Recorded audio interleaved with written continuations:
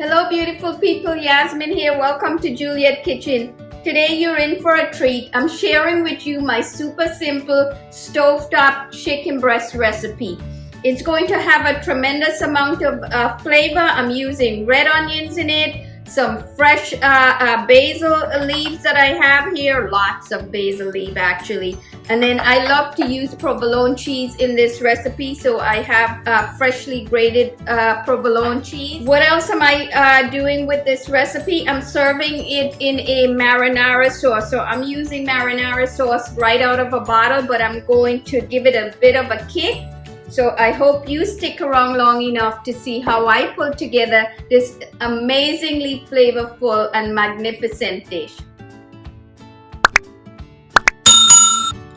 Okay, so to get started, I have 4 pieces of chicken breast. This is about 2 pounds, and I've actually butterflied them so they were thicker, sort of like that. And then I just cut them down without cutting through and through. You want them to look like this. I'm using a seasoning made of sea salt. This is about 1 1/4 teaspoon, half a teaspoon freshly ground black pepper, half a teaspoon sweet paprika, using granulated garlic. So I'm just going to give this a little mix. You could use a spoon.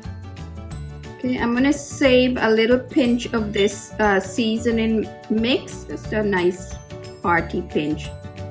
I want to season these breasts all over with this spice mix. Okay, so our chicken is all seasoned and ready for the cooking, so we'll take everything to the stovetop. I'm using a 6-quart saute pan, and I'm going to just add olive oil on the bottom.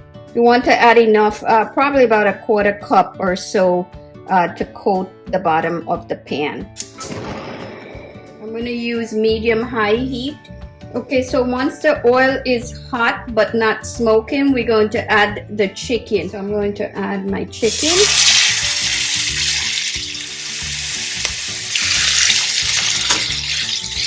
I'm cooking the chicken breast in 2 batches. I want them to get a little brown color on the outside, so it's about 2 minutes per side. Okay, I'm going to flip these. It has a nice color here. So I'm going to remove this. Look at that, beautiful. I'm going to cook the remaining 2 pieces of chicken. Okay, so while the last batch of chicken is cooking, I'm going to get started on the sauce. I'm using a small pot to pour 16 ounces of marinara sauce. I'm going to turn on the stove. I'm going to use medium. Okay, I'm going to add in garlic cloves. This is about 2 teaspoons. I'm going to add in pepper flakes. This is half a teaspoon, red pepper flakes.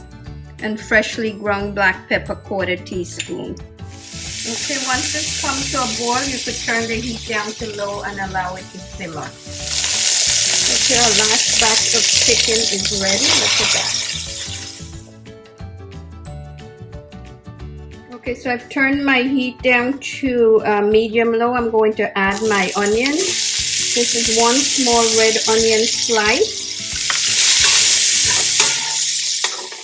Okay, I've cooked the onions for about 2 minutes. I'm going to add 1 teaspoon garlic crushed. I'm going to add in my basil. This is about 2 cups of fresh basil leaves. And I'm going to season this with the remaining seasoning mixture. You want to keep moving it around until the basil is wilted. How beautiful is this looking? Okay, I'm going to remove this to a plate or bowl. Add back the chicken breast. I'm going to add all 4 pieces in here.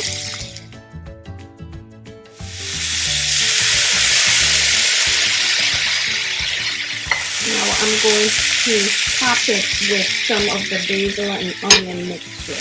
Divide it into 4 and add it onto each piece of chicken.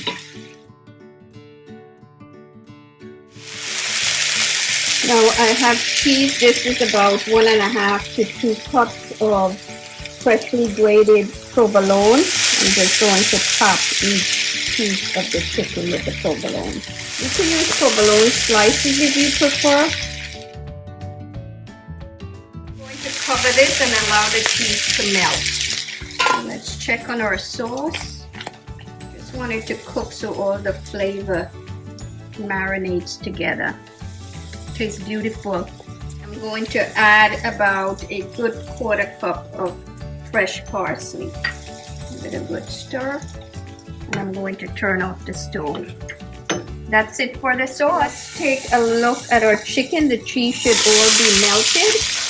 How beautiful does that look? It's ready, so I'm going to turn off the stove. Amazing.